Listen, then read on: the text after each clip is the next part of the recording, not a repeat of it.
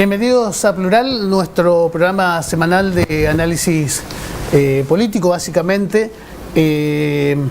Un programa que pretendemos hacer una mirada para entender un poquito lo que sucede en el mundo, para después poder entender lo que sucede en nuestra región y lo que sucede en la política local, provincial también. Hoy vamos a dejar de lado un poquito los acontecimientos internacionales para centrarnos en la problemática, en la crisis económica, política, institucional que tenemos en la Argentina y también en algunos de los países vecinos. Pero por supuesto este tema lo analiza en forma permanente nuestro columnista Hugo Escalada. ¿Cómo te va, Hugo? ¿Qué tal, Raúl? ¿Cómo te va? Hoy dejamos un poquito de lado lo internacional para adentrarnos en la región, ¿no es cierto? Sí, pero me gustaría hacer un enfoque por lo menos, si bien no más allá de las fronteras de América, pero sí, por lo menos aquí en la región, ¿no? Porque es interesante analizar lo que está pasando en la Argentina, pero también analizar qué está sucediendo en los países, por lo menos los más cercanos. Brasil y Paraguay, sobre todo. Brasil y Paraguay, para ver la relación que hay con Argentina. Uruguay, que está a muy poco tiempo un proceso democrático en las urnas, electoral, y que está eligiendo. El proceso electoral en ciernes en Uruguay está afectado por las elecciones de las PASO de la República Argentina, sí. Porque el Frente Amplio venía con una dificultad creciente en las encuestas y ahora, a raíz del resultado de las PASO, tomó nuevo empujón y hay un par de puntos de diferencia nuevos. Así que para que vos veas cómo lo que nosotros hicimos siempre en esta primera columna, cómo en el mundo está todo interrelacionado y lo que pasa en un lugar del mundo termina afectando al otro. Pero, a ver, a mí me gustaría, antes de venir a la República Argentina, mostrar los últimos 3 cambios que hubo a nivel presidencial aquí en la región, más cerquita: Brasil, Paraguay y Argentina. Brasil, Paraguay y Argentina, 3 presidentes que llegan claramente con consignas de derecha. Y explicarle a la gente que nos ve que cuando hablamos de consigna de derecha, básicamente hablamos de las viejas recetas de la derecha, ¿no? Bajar el déficit, que no exista el déficit, porque ellos ven el déficit y el gasto público como el diablo. La derecha, para la derecha, eso es... Lo miran como una empresa. Exacto. Entonces, siempre hablan de reducir el déficit, siempre hablan a partir de los determinados ajustes que llevan adelante, ir bajando, achicando ese déficit, y siempre hablan también de, nosotros ya lo hemos dicho muchas veces, quien nos ve ya debe estar acostumbrado a escuchar la famosa...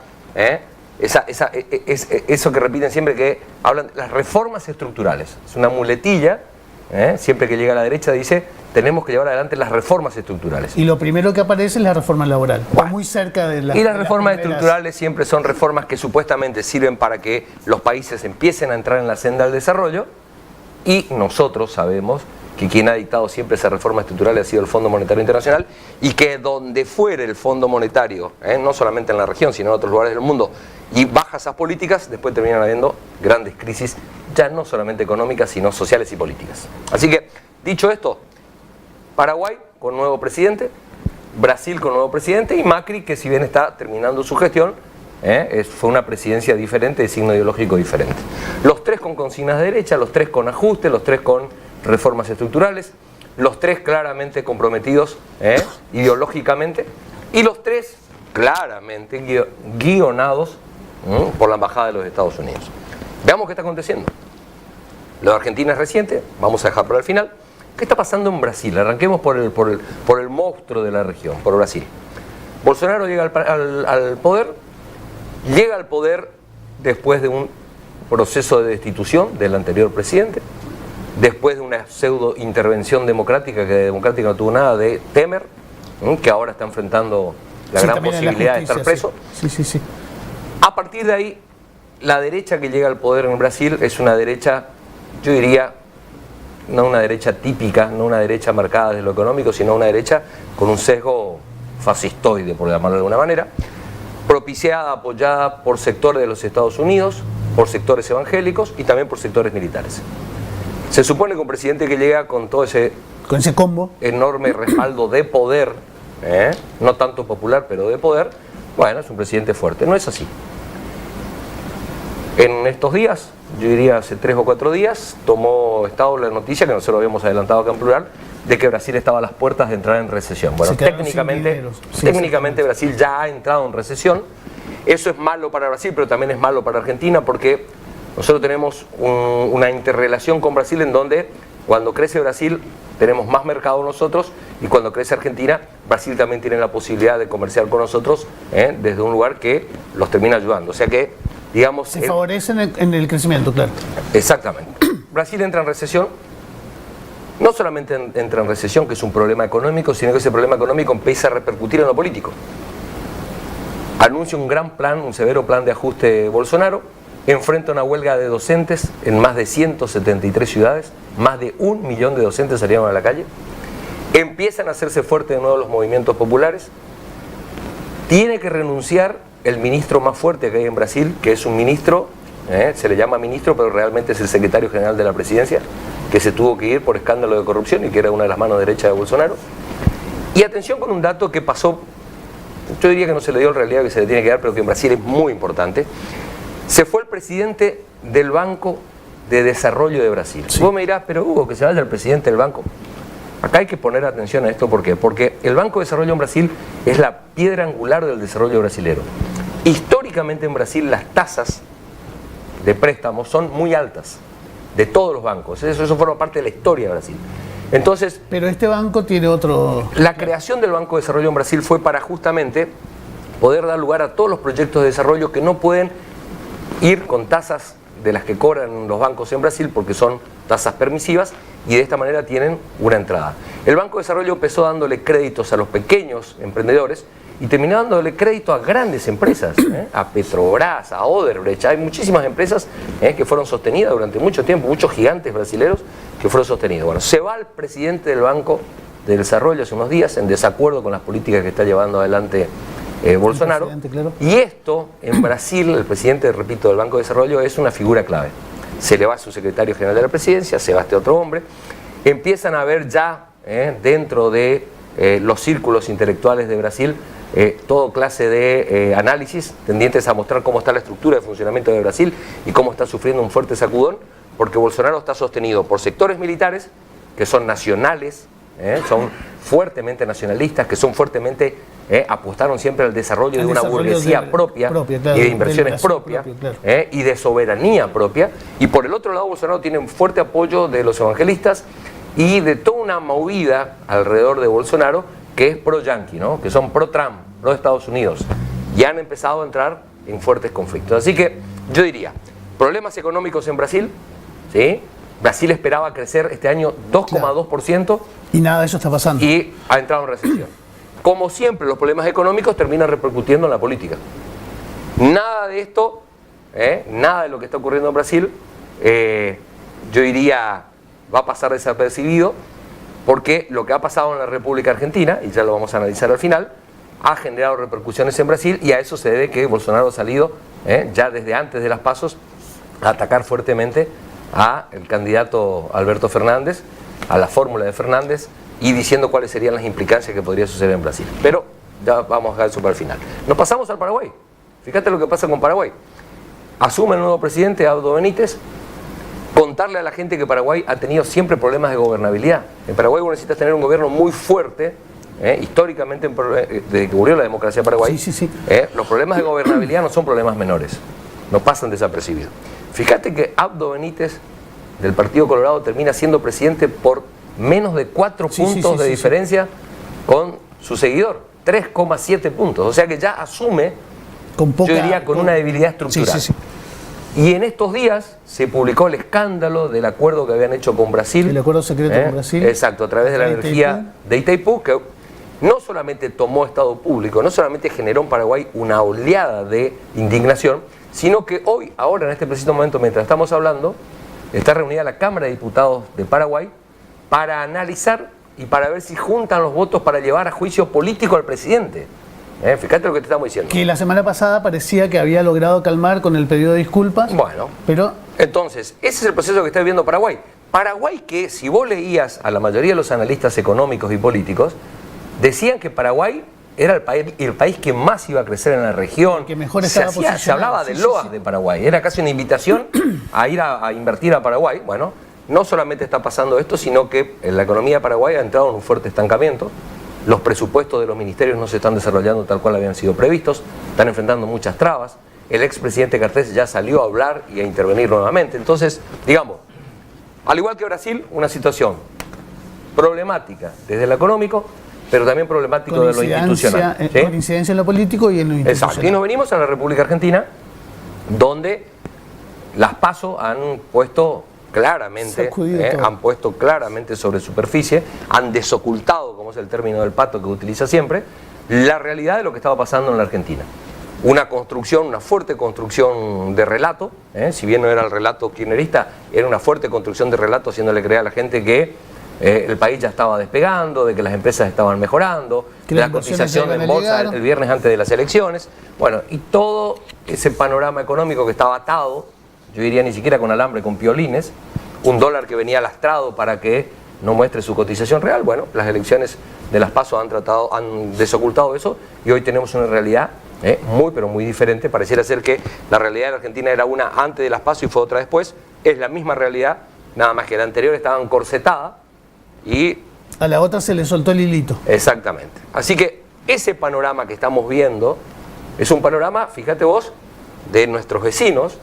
Es un panorama argentino y lo que ocurre en Paraguay, lo que ocurre en Brasil, lo que ocurre en Argentina, repercute directamente en los países vecinos. No solamente en términos económicos, porque formamos parte del Mercosur, sino también en términos políticos e ideológicos.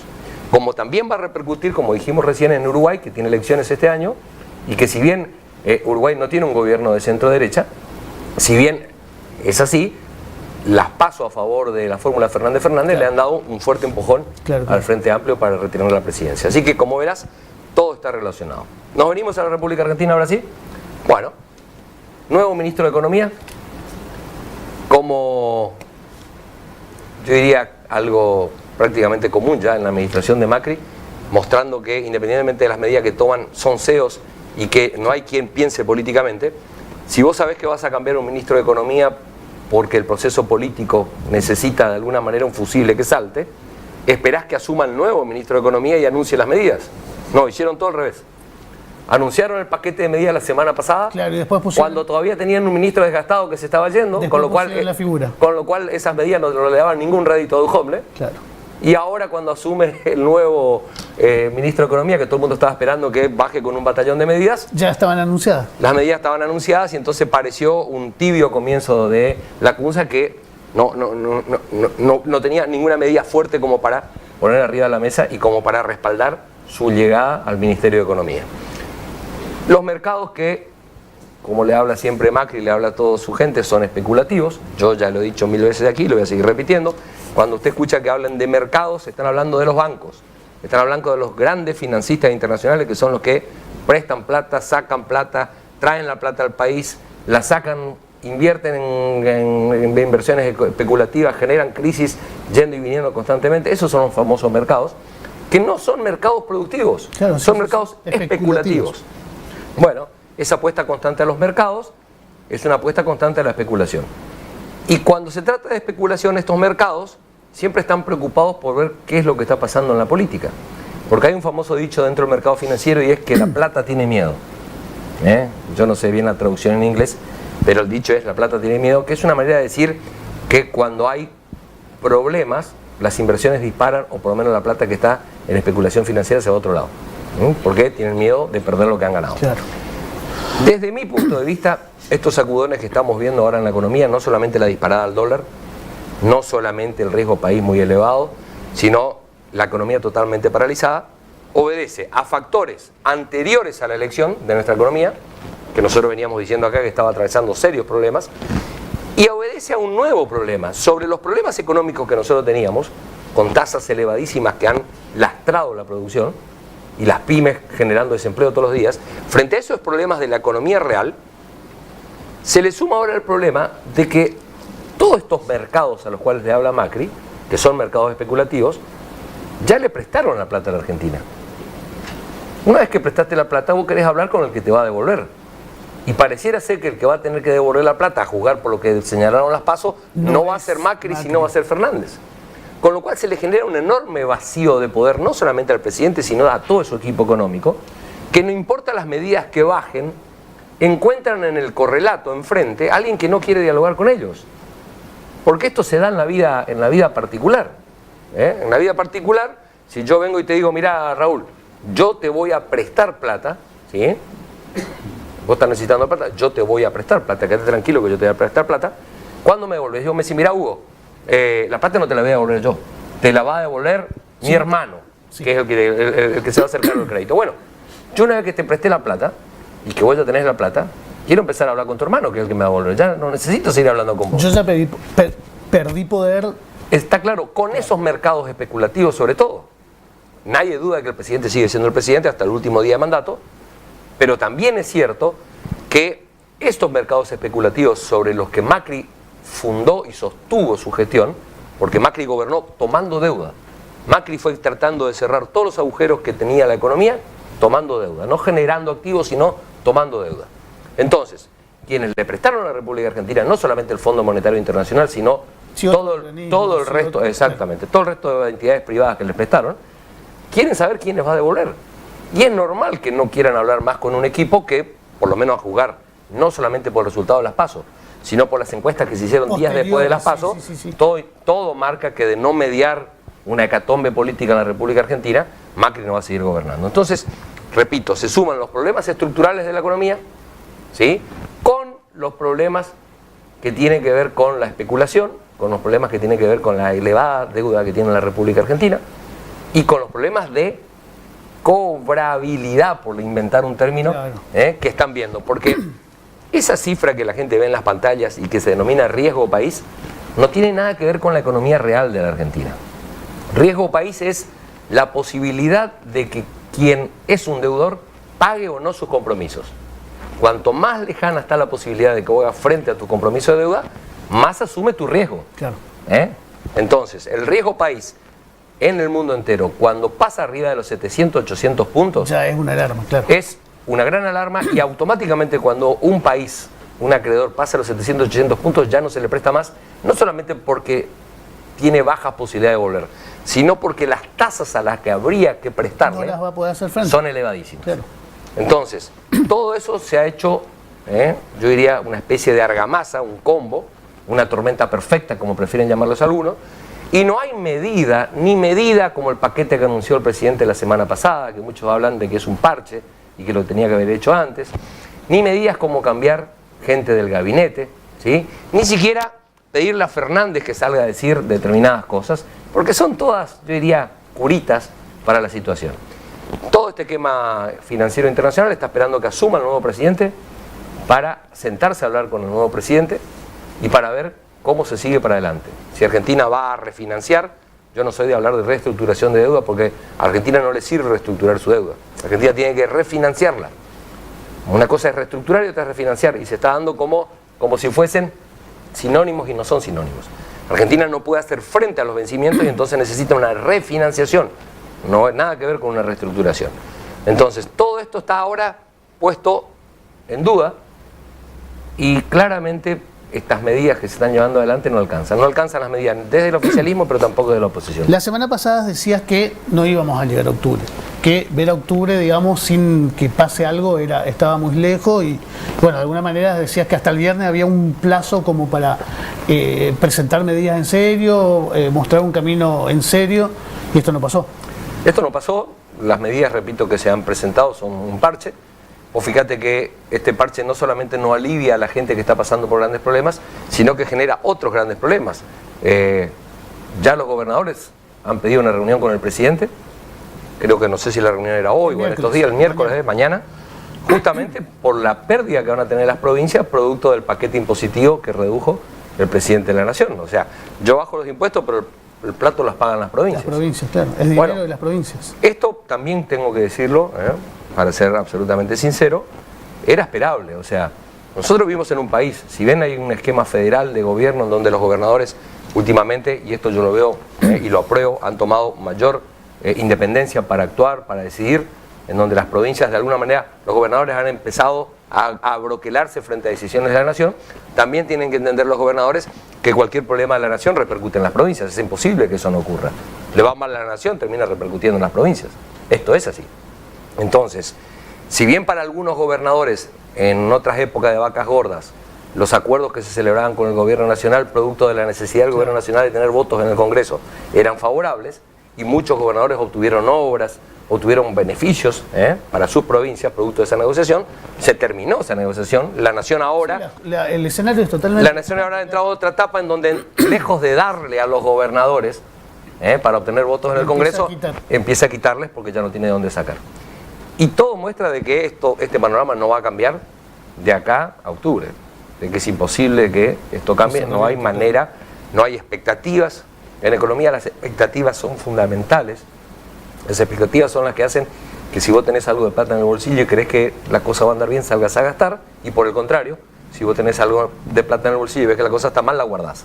Y si todo el mundo guarda su platita en el bolsillo, sí, o si todo el mundo la pone a especular en los bancos en plazo fijo, la economía no se mueve, no hay el giro económico, que es el giro económico que siempre se habla del giro virtuoso de la economía, que es en el cual yo salgo a consumir, salgo a gastar, entonces el quien me tiene que vender reinvierte ese dinero para producir más toma empleados, el empleado genera salario, el salario genera a su vez que esa persona que es un empleado lleva el salario a la casa, a su vez y vuelve a consumir y se hace el ciclo virtuoso. Ese ciclo virtuoso de la economía está roto. No está pasando.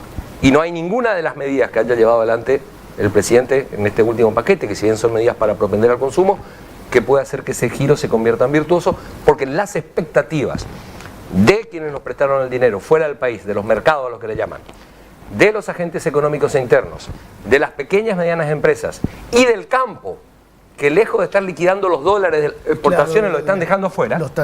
Bueno, las expectativas en general de todo el mundo económico y financiero de la República Argentina es de que esto no va a mejorar por ahora hasta que no cambie el presidente, y entonces estamos en una suerte de pausa, como que se le ha puesto a la pausa, pero una cosa es ponerle pausa a un país cuando está en época de bonanza, y otra es ponerle pausa en época de crisis, claro. Porque poner pausa en el medio de la crisis no alivia la crisis y tampoco ayuda a que quienes tienen que tomar la medida tengan la fortaleza y el poder necesario para hacerlo. Hugo, hablando de esta crisis económica, política, institucional, habías escrito una opinión en plural que esta crisis llegó también al periodismo.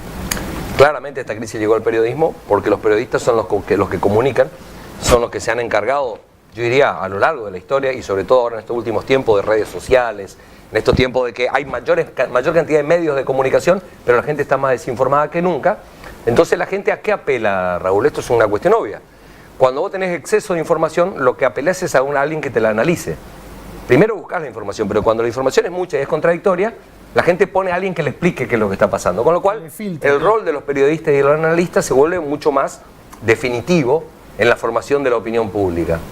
Y si esos analistas están analizando sesgadamente, si esos analistas están llevando la cuestión hacia un lado o la están ocultando o están colaborando con el gobierno en el ocultamiento, termina pasando lo que pasó el lunes después de las PASO, en donde todo el mundo decía, pero ¿cómo puede ser? Y entonces, vos fijate el pase de factura, ¿no? Los periodistas le echan la culpa a las encuestadoras.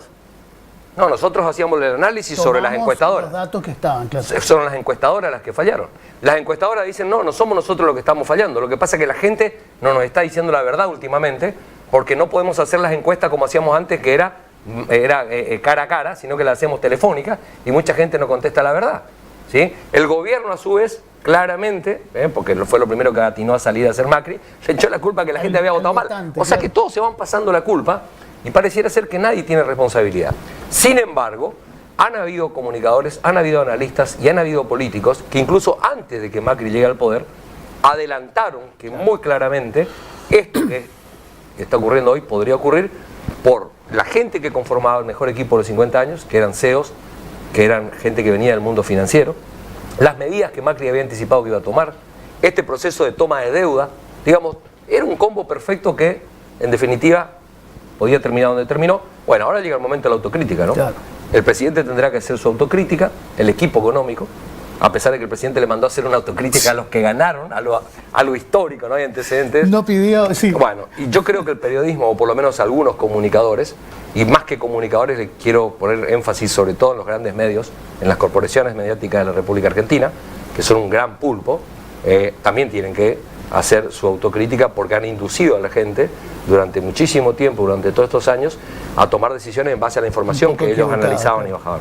Así que me parece que hay un proceso yo no solo digo de autocrítica, sino de toma de conciencia de todos en general, porque esta crisis de la República Argentina, a diferencia de otras crisis, yo creo que era una de las crisis más previsibles de las que se podía ver. Yo me asombro cuando hay gente que dice, no me imaginé que había podido suceder esto, claro. Y sin embargo para mí fue una de las crisis más típicas. Esto es algo que viene ocurriendo en el mundo, algo que le ocurrió a España, algo que le ocurrió a Grecia, algo que ocurrió en muchos lugares, en Portugal, ocurrió en muchos lugares, algo que está propiciando que Gran Bretaña se salga de la Comunidad Económica Europea y vuelva a independizarse, algo que pasó en Estados Unidos y que permitió que Trump llegue al poder, justamente por la falta de respuesta de este capitalismo financiero que cada vez se cierra en sí mismo. O sea que, a lo mejor no con lujo de detalle, pero gran parte de las ecuaciones que vimos en este último tiempo y que terminan como están terminando, eran previsibles con un buen análisis. Claro. Hugo, nos quedamos sin tiempo, nos volvemos a encontrar con vos el próximo martes. Nosotros, después de la pausa, volvemos enseguida y seguimos analizando la información de la región.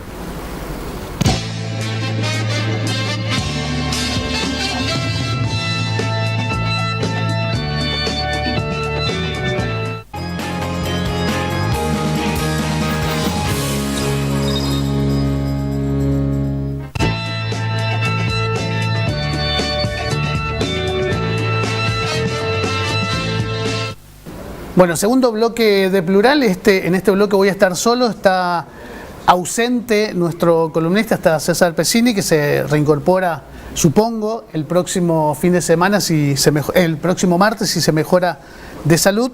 Así que me toca a mí hacer la columna de las actividades o las cuestiones políticas que pasan por la provincia de Misiones en estos días, ¿no? Mientras vamos haciendo ese análisis del bloque anterior de la política en la región o la política en la Argentina e incluso en nuestra provincia, hablamos un poquito ahora de gestiones o de actividades que se llevan adelante desde la provincia de Misiones.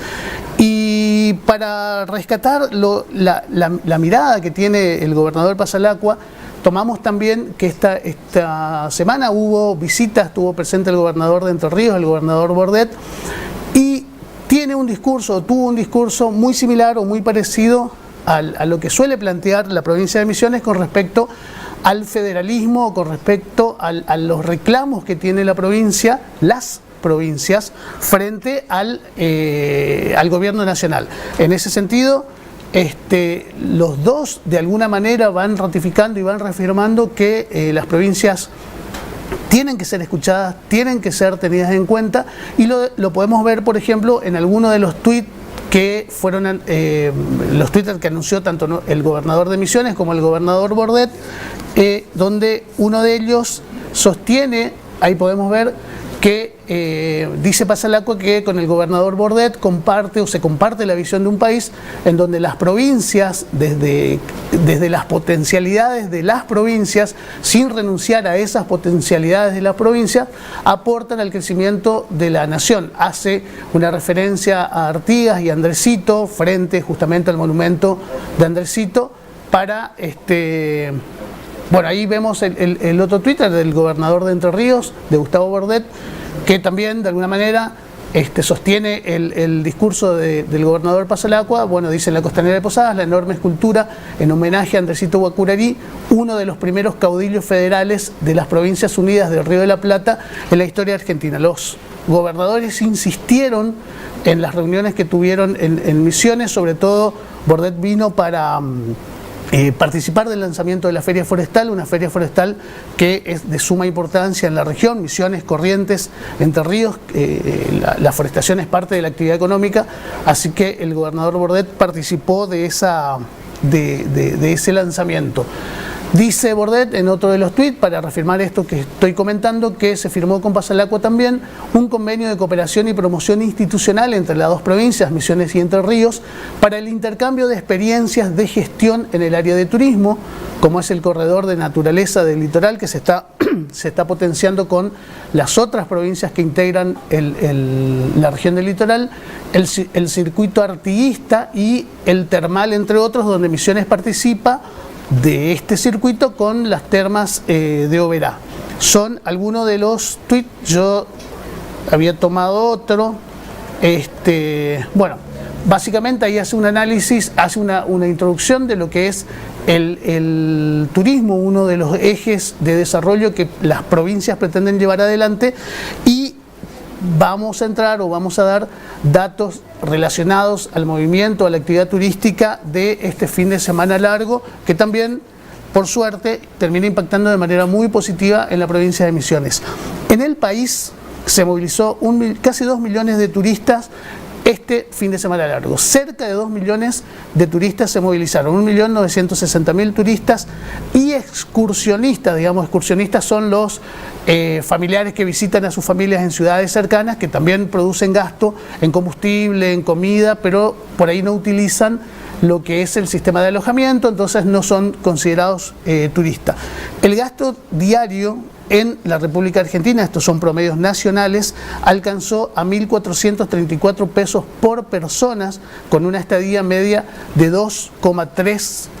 En Misiones las cifras fueron bastante mejores. El movimiento turístico, entonces, para la provincia de Misiones, este fin de semana largo, voy a hablar de datos exclusivamente difundidos por la provincia de Misiones para el fin de semana entre el 16 y el 19 de agosto, hablan de un 74, un poquito más, 74,1% de ocupación a lo largo de toda la provincia. Iguazú, por supuesto, Iguazú y Posadas. San Ignacio también son los destinos que más movimiento, que más alojamiento tuvieron. Hubo, en cuestión de llegadas a través del medio de transporte aéreo a la provincia de Misiones, en estos 3 días, cerca, o un poquito más también, cerca de 25.000 personas, 25.000 turistas que se llegaron hasta la provincia de Misiones. Y decía recién, el promedio de estadías para Misiones en este fin de semana largo fue bastante superior, bastante mejor que la media nacional. La media nacional se ubicó en 2,3 días y para Misiones fue y para Misiones fue de 3,4 noches.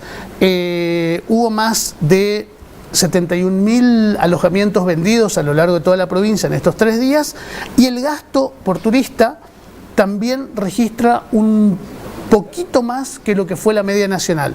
A nivel nacional, el gasto fue de 1.434 pesos por persona, lo había dicho recién, y para la provincia fue de 1.509, 1.510 pesos, que dejó en nuestra provincia una inversión o un monto cercano a los superior en realidad a los 99 millones de pesos, cercano a los 100 millones de pesos. Una buena temporada, lo difundió el ministro, veíamos recién, el ministro de Turismo, agradeció al movimiento, estaban bastante conformes, tanto el sector privado como estatal, porque en definitiva fue una buena temporada en estos momentos un poco complicados de la economía. El movimiento fue bueno en el país y fue muy bueno para la provincia de Misiones. Nosotros hacemos un pequeño corte y volvemos después de la pausa.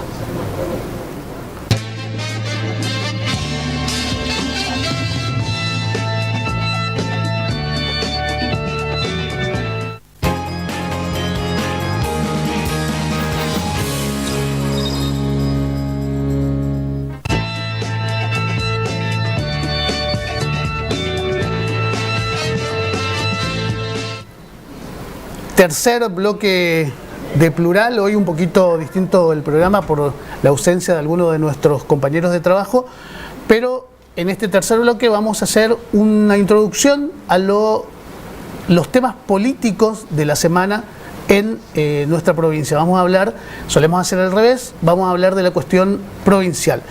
Tenemos para eso un invitado, nuestro parte de la producción también de Misiones Plural, Carlos Donofrio, Pato Donofrio. ¿Cómo estás? ¿Cómo te va? Gracias por invitarme nuevamente. ¿Qué tal? Buenas noches.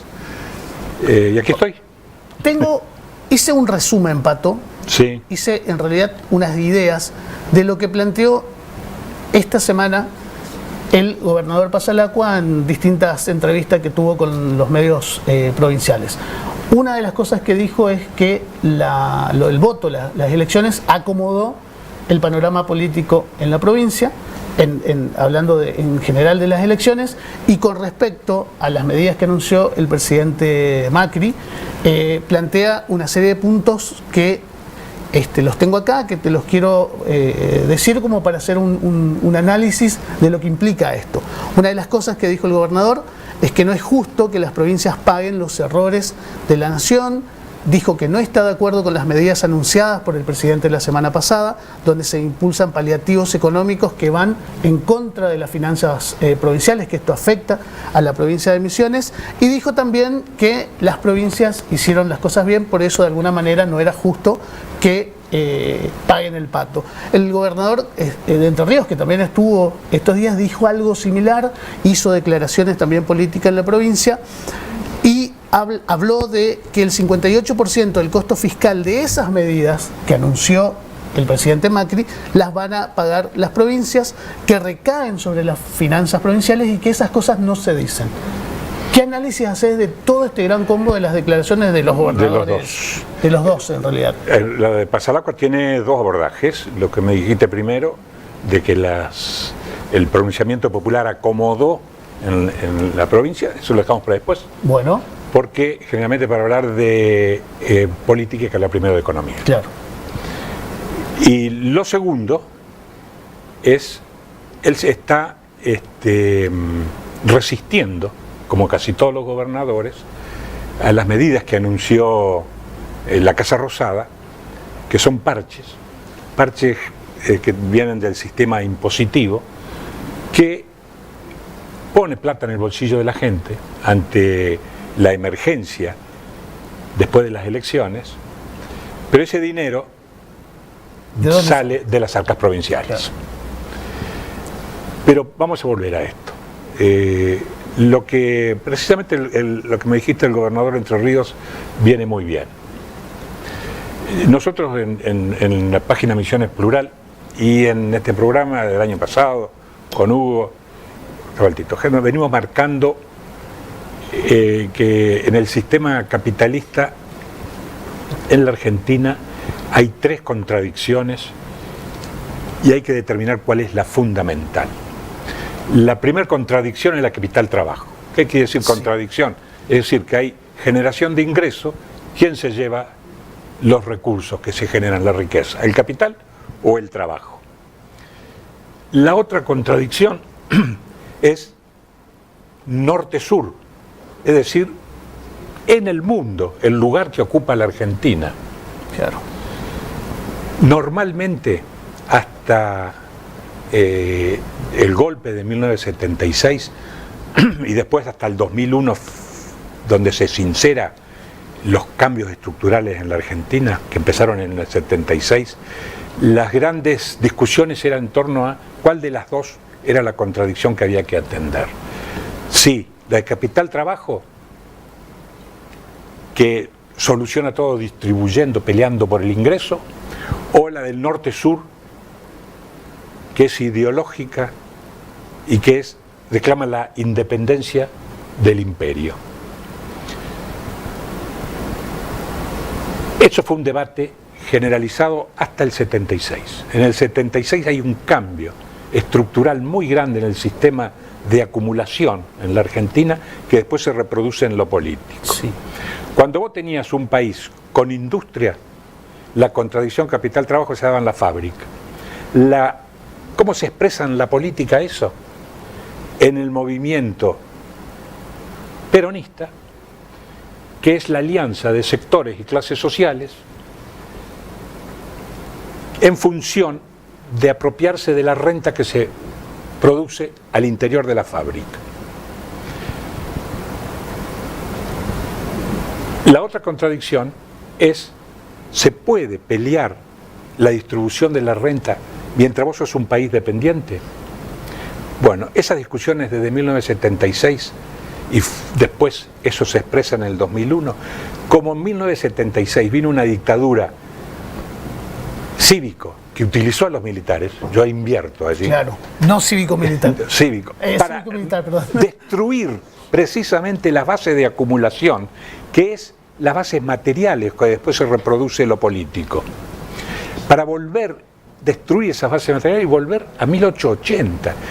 En esa época, acordate que aparecía las novelas, la historia, la recuperación de Roca como el héroe fundamental de la patria, e incluso se repartían, hasta en los billetes salió Roca como el armador verdadero de la patria, no San Martín, porque porque Roca había sido fundamental en la organización nacional después de lo que él llamó conquista del desierto, otros llaman masacre, claro. Pero de todo modo es la instalación de la Argentina. Roca por un lado, Sarmiento con la batalla cultural. Se quería volver a eso. Como esa Argentina no existía más, el peronismo, cuando pierde la fábrica hacia el motor de la economía, el peronismo empieza a perder representación. Porque el peronismo expresaba la alianza de sectores sociales de la fábrica. La Unión Cívica Radical, que expresaba a la clase media, los doctores, empieza a perder representación cuando... ¿Me pones la hora? Sí. Cuando está muy bueno, pero cuando todo este proceso por el tiempo. de la pelea entre el capital y el trabajo y los trabajadores no empieza a derramar en los servicios de donde tenía representación la Unión Cívica Radical. Los servicios que son los abogados, los médicos, sí. Sobre todo radicales porque expresaban el derrame de la lucha de clases. Como no hay derrame, entonces la Unión Cívica Radical se queda sin representar a nadie. Ese vacío está hoy. Y uno siempre tiene que rescatarle cosas a los procesos. Porque la historia va como una flecha para adelante. Sí. Vamos a rescatarle algo a Menem. Vamos a rescatarlo algo a Menem. Antes de Menem nosotros tomamos vino en Damajuana.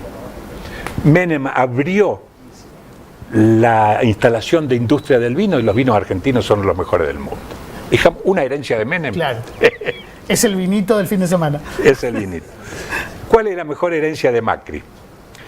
Macri sincera la desaparición de la Unión Cívica Radical. La herencia de Macri es hacer desaparecer la Unión Cívica Radical como representación de esa clase media, porque no vuelca a los servicios.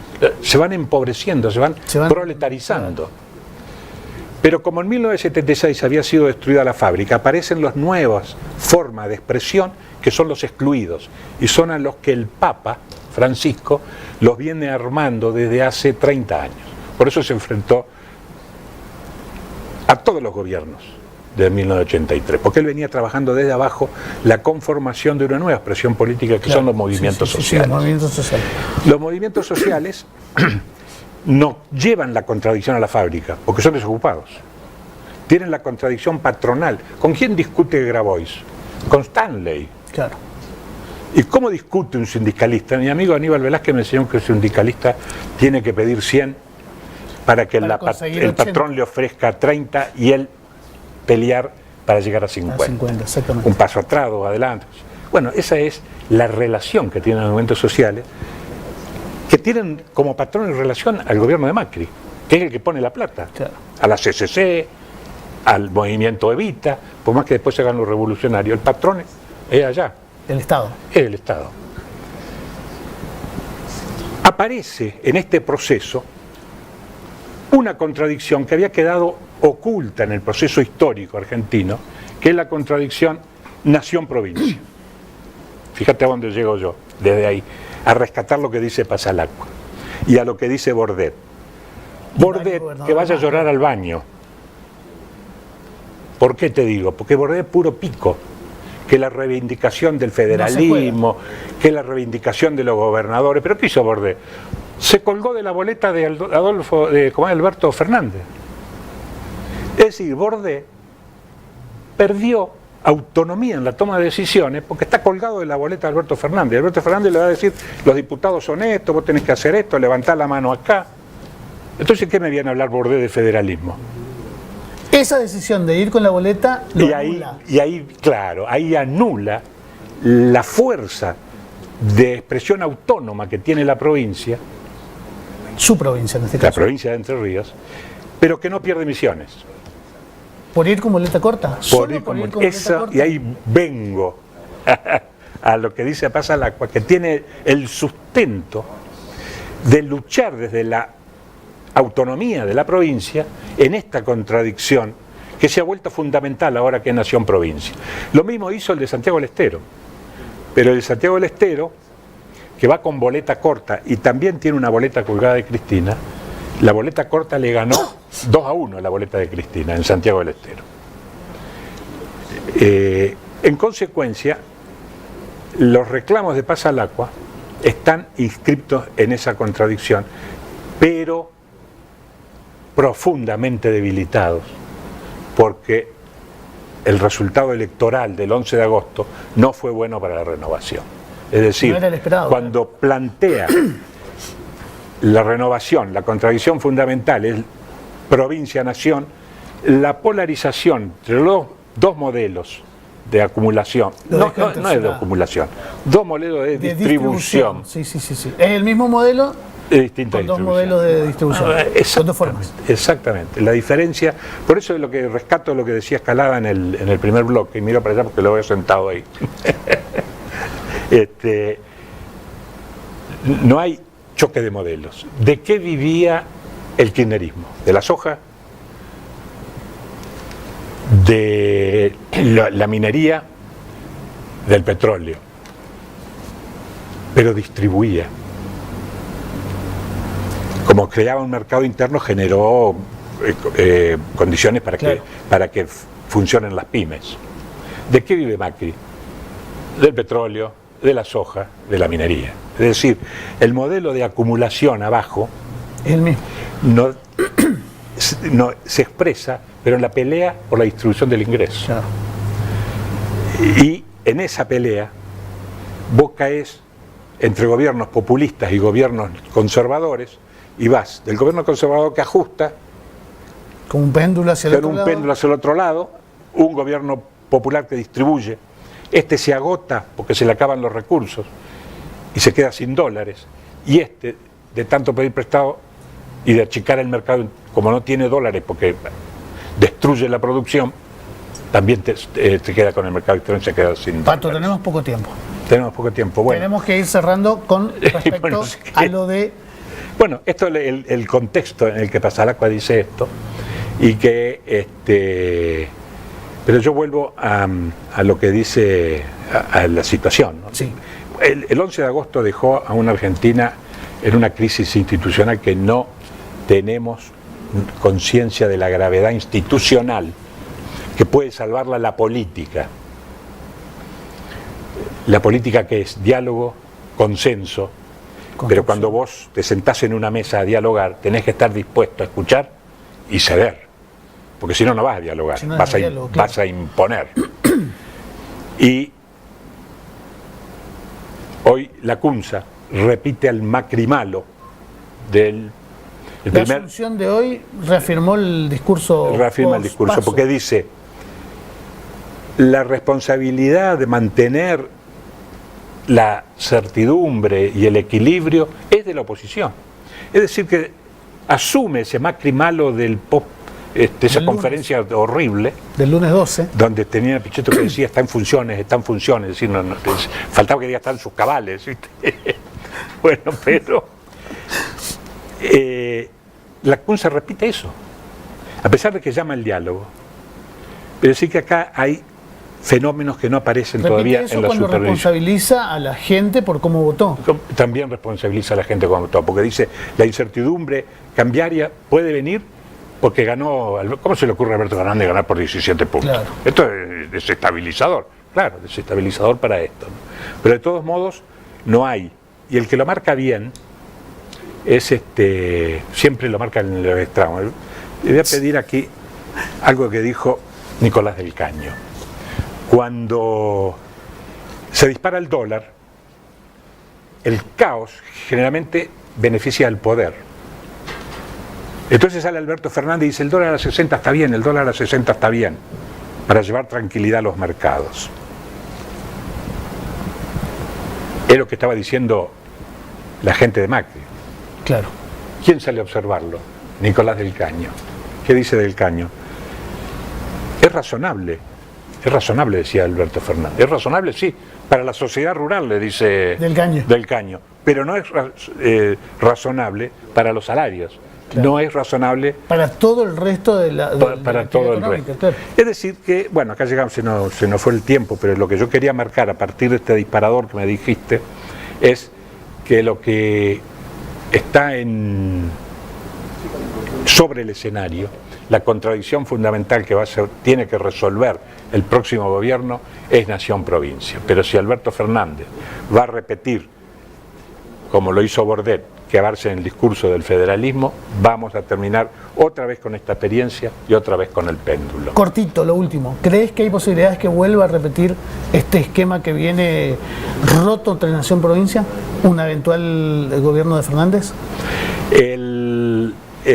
La concentración. Fernández va a responder a las bases materiales, no va a ser autónomo. Y la concentración de la Argentina, el modelo de acumulación, es tan concentrado que le va a costar. Le va a costar no poner un ministro de Energía que esté vinculado al sector, le va a costar no poner un ministro de Agricultura vinculado al sector, le va a costar poner un presidente del Banco Central que no conforme a los bancos. Entonces, después va a venir y decir, bueno, vamos a hablar con las provincias porque está todo definido. Creo que la rendición de los gobernadores cuando se destruyó la alternativa federal, que no era con Labaña ni con Massa, sino que era con los gobernadores, vuelve el proceso histórico y hay riesgo otra vez de que entremos en este péndulo, para ser grosero, populista, neoliberal. La única manera de romper ese péndulo es desde las autonomías de las provincias. Pato, nos quedamos sin tiempo. La verdad que hoy un programa bastante movido. Tenemos que entregar, nos están esperando los colegas del otro programa, así que nosotros nos volvemos a encontrar el próximo martes. Bueno, chao, gracias.